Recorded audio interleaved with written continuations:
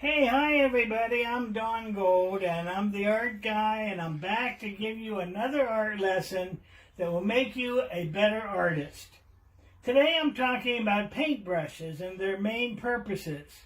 Remember when we were kids, we painted with our fingers. Finger painting was fun. It might still be fun, but now as adults we prefer brushes, and not just one brush. We prefer many different kinds of brushes.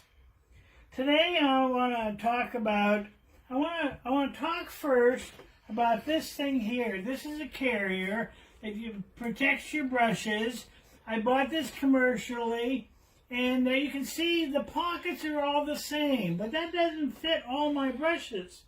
I had this one made for me. If you know somebody that can sew and they can make one for you, this is really a beautiful one. It has the small pockets down here and go to the wider pockets. So those brushes are Chinese brush painting, and you'll get a kick out of these. Are natural hair. I'm going to be showing you synthetics today, but these are natural hair. They're made out of squirrel, sable, goat hair, and you won't believe this, even human beard hair. What I want to show you, this is a bamboo brush. You can see the plastic tip, and what you do is you take off the plastic tip, and you can see that it's stiff. It is made with a glue solution to protect it. All you do is run it under warm water, massage it with your fingers, and then you're good to go. Okay, I want to talk today about spotters. If you look at the picture over here, they have very, very little bristles. Very short, maybe like 1 or 2 hairs. It holds only a little paint, and it's most useful for applying highly detailed work. It's a very delicate brush. I hope you don't do this bad habit, but if you get done painting a color and you put your brush in here, your water, and leave it there, in a spotter, it will bend the bristles and then it'll leaving it useless. So if you come to one of my painting classes, this is my pet peeve. What I'm going to do is you need to take it out of the water.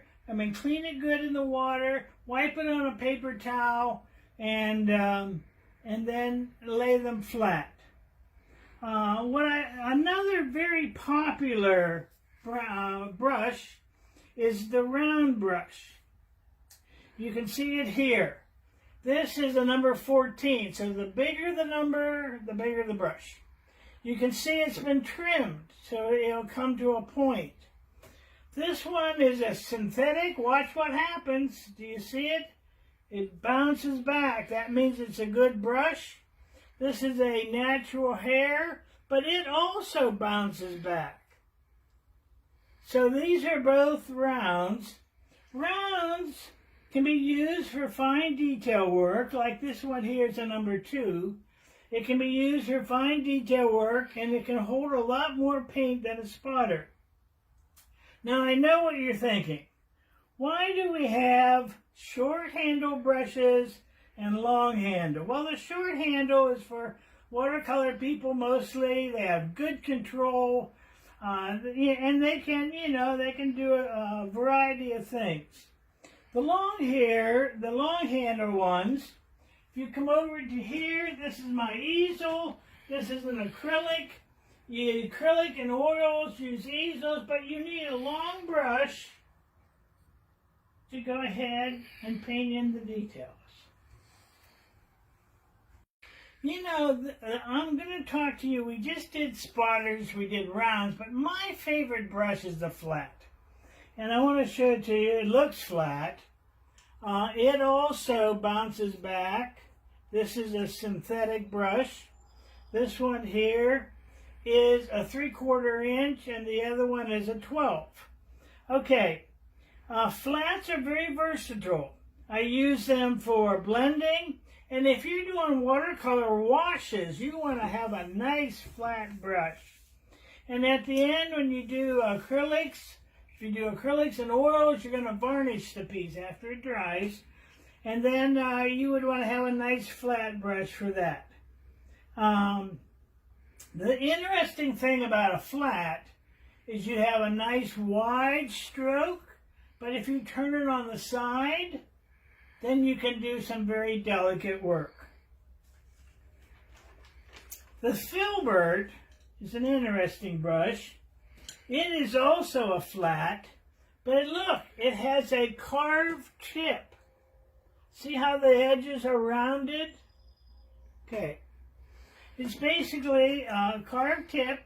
It's good for softening the edge of a brush stroke, creating transition between colors, and it's wonderful for filling in shapes with curved edges like roses.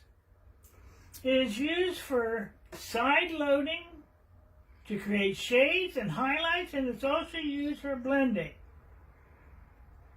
Because of its shape, this is what I use it for: leaves, flower petals, bird feathers, grass, and foliage. Okay, well listen, we did some pretty powerful brushes, but now I want to go to the angle shader. It is a flat.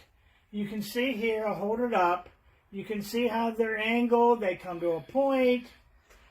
These are good for shading and precise lines and curved strokes. It's good to reach into corners and small areas with the tip. And this brush is coveted by many artists who like to paint roses and flowers because they can get into all those little nooks and crannies. Now, my favorite brush, and you know I'll say that 3 times today, but my favorite brush is the Script Liner or the Rigger. It has long bristles that come to a point, a flat, or an angled edge. What I don't want you to do is to paint with the tip. That'll ruin the brush. I want you to hold it on your hand sideways. Use the full length of your arm and be able to have flowing motion. We use a good rigger for fine lettering, and if you do pet portraits, whiskers. You can do whiskers with ease. And the long, thin strokes are wonderful for tree branches, grass, and hair. And like I said, the rigger, it's a specialty brush, but it's one you should have in your toolbox. Now I want to go to the rake, comb, and wisp. If you can see those, this one is very thin. The bristles are separated, and this one, of course, is wider. It is wonderful for creating realistic hair, beards, grass, fur on animals, and wood grain. If you're doing any of those projects, this is your brush. Don't overload the hairs with paint, though. The idea is keep the bristles separate and the paint only on the tips.